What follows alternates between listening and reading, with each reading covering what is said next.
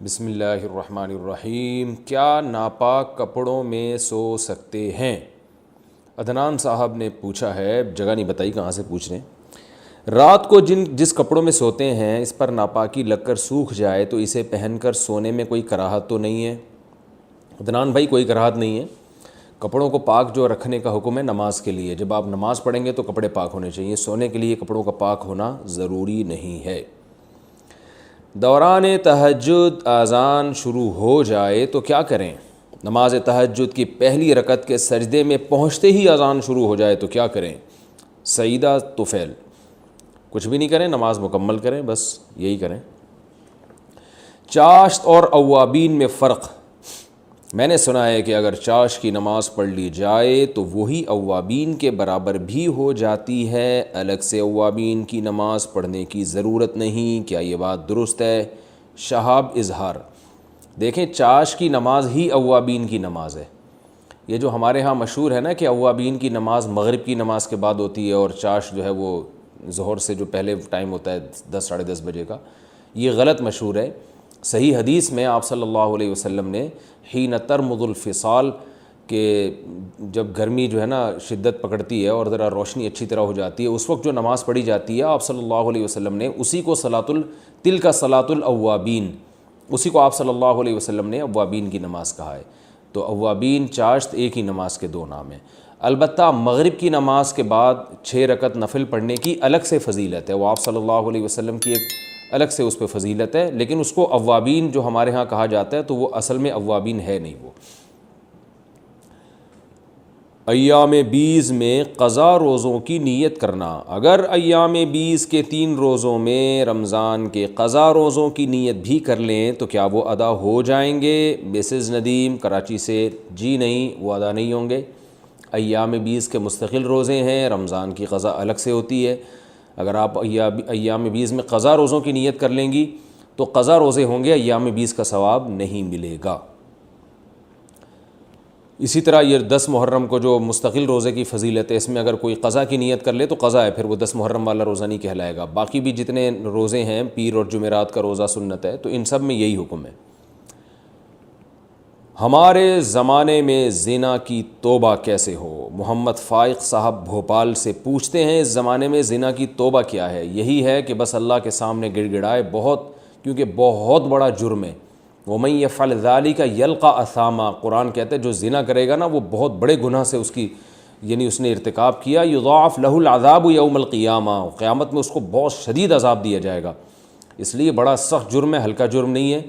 خوب اللہ کے سامنے گڑ گڑا کے توبہ کی جائے، رو رو کے معافی مانگی جائے، رونا نہیں آتا تو رونے جیسی صورت بنائی جائے، اور اللہ کے غضب کو ٹھنڈا کرنے کے لیے کچھ صدقات و خیرات بھی کر دیا جائے تو زیادہ اچھا ہے۔ اور ساتھ ساتھ پھر آئندہ ایسا کام ہی نہ کیا جائے جس سے اس گناہ کی طرف رغبت ہو، یعنی اس گناہ تک پہنچانے کے تمام ذرائع اور وسائل کو بند کر دیا جائے، یہ سچی توبہ ہے۔ تو پہلے بھی یہی تھی، آج بھی یہی ہے۔ البتہ اگر 4 گواہ اس پر گواہی دے دیں، حکومت اسلامی ہو اور پھر وہ حکومت سزا دے، وہ ایک الگ بات ہے، لیکن آج کل وہ نہیں ہوتا، بس توبہ استغفار کریں۔ خواب وحی کا 40واں حصہ ہے؟ محمد عمیر شکارپور سے پوچھتے ہیں، کیا یہ بات صحیح ہے کہ خواب وحی کا 40واں حصہ ہے؟ جی جناب، بالکل صحیح ہے۔ رسول اللہ صلی اللہ علیہ وسلم کی صحیح حدیث سے یہ بات ثابت ہے۔ آپ صلی اللہ علیہ وسلم نے فرمایا کہ خواب وحی کا 40واں حصہ ہے، اور آپ صلی اللہ علیہ وسلم نے یہ بھی فرمایا، لم یبقى من النبوۃ الا المبشرات، کہ نبوت ختم ہو گئی مگر خوشخبریاں دینے والی چیزیں باقی ہیں۔ صحابہ نے پوچھا، یا رسول اللہ وہ خوشخبریاں دینے والی چیزیں کیا ہیں؟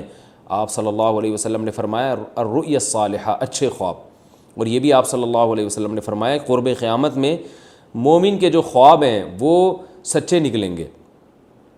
تو اس سے مراد مومن جو پکا مومن ہو، تو خواب نبوت کا 46واں حصہ ہے، یعنی اس کی تفسیریں مختلف کی گئی ہیں۔ جیسے وحی کو اگر آپ 46 حصوں میں تقسیم کرتے ہیں تو ان میں سے ایک حصہ صداقت خواب میں ہوتی ہے، لیکن یہ بات خوب اچھی طرح سمجھ لیں کہ خواب سے کوئی شرعی مسئلہ ثابت نہیں ہوتا، خوابوں کی تعبیریں ہوا کرتی ہیں، اور بعض دفعہ بہت سے خواب انسان کے دماغی تخیل بھی ہوتا ہے، تو ضروری نہیں کہ ہر خواب کی تعبیر پوچھ پوچھ کے علماء کو تنگ کیا جائے۔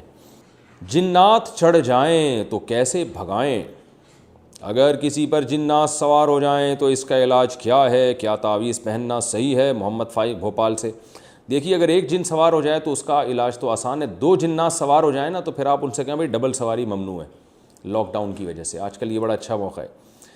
تو جن سوار ہو جائے نا تو دیکھیں اس کا علاج تعویذ پہننا بھی ہے, اگر جائز تعویذ ہو جائز ہے, لیکن یہ کہ بہتر یہی ہے کہ صرف سنت رقیہ پر اکتفا کیا جائے. سنت رقیہ کیا ہے؟ جو رقیہ رسول اللہ صلی اللہ علیہ وسلم سے ثابت ہے, سورہ فلق پڑھیں, سورہ ناس پڑھیں اور سورہ فاتحہ پڑھ کے دم کریں, آیت الکرسی پڑھ کے دم کریں, بس اتنا کافی ہے. جنات کو جتنا زیادہ لفٹ کرائیں گے نا, جتنا ہوا بنائیں گے, تو یہ ڈبل سواری کی پرواہ بھی پھر نہیں کریں گے, یہ لاک ڈاؤن کی پرواہ بھی نہیں کرتے, یہ ذہن میں رکھیں آپ. تو زیادہ ان کو ہوا نہ بنایا کریں. آپ کے کسی ریلیٹیو پر جن آیا ہوا ہے, بس آپ وضو کریں, آیت الکرسی پڑھ کے دم کریں اس کے اوپر, یا پانی پہ دم کر کے پانی کے زور زور سے چھینٹے ماریں اس کے اوپر, انشاءاللہ اس سے فائدہ ہوگا. فوراً فائدہ نہیں ہوتا تو مایوس نہ ہو, بس آپ نے کہا کہ میں نے یہی کرنا ہے, تو جن آپ سے مایوس ہو جائے گا. جن کہے گا یہ مجھے زیادہ لفٹ نہیں کرا رہے, یہ لوگ نکلو یہاں سے, کہیں اور جا کے اپنی دکان چلانے کی کوشش کرو. جنات کے بارے میں مشاہدہ یہ ہے کہ جو لوگ ان کو زیادہ لفٹ کراتے ہیں, عاملوں کے پاس بھاگتے ہیں نا علاج کے لیے, انہی کو زیادہ یہ مسائل ہوتے ہیں. اور وقتی طور پر عامل کے پاس جانے سے فائدہ ہوتا ہے وقتی طور پر, لیکن یہ نہیں پتہ ہوتا کہ کل یہ جن جو ہے نا فلاں پر بھی آئے گا. یعنی آپ کے اور عامل کے پاس جانے سے نا یہ جن جیسے آج کل کرونا ہے نا, ہسپتال جائیں گے تو زیادہ پھیلنے کا اندیشہ ہوتا ہے, کیونکہ ہسپتال میں کرونا کے مریض زیادہ ہیں. تو بالکل یہی حال ہوتا ہے. عاملوں کے پاس گئے نا تو وہاں ویسے ہی جنات راستہ دیکھتے رہتے ہیں عاملوں کا, تو وہاں اور زیادہ جنات آئیں گے اور اس کے ریلیٹیوز پہ بھی آنا شروع ہو جائیں گے. یہ ہمارا مشاہدہ ہے. اس لیے عاملوں سے دور رہیں, تمام دوائیں بچوں کی پہنچ سے دور رکھیں, اور جو ہے بس اتنا علاج کریں جو میں نے آپ کو بتایا. انشاءاللہ اللہ نے چاہا تو ٹھیک ہو جائے گا, نہیں ہوتا تو صبر کریں. سارے مسائل دنیا میں ان کا حل نہیں ہے.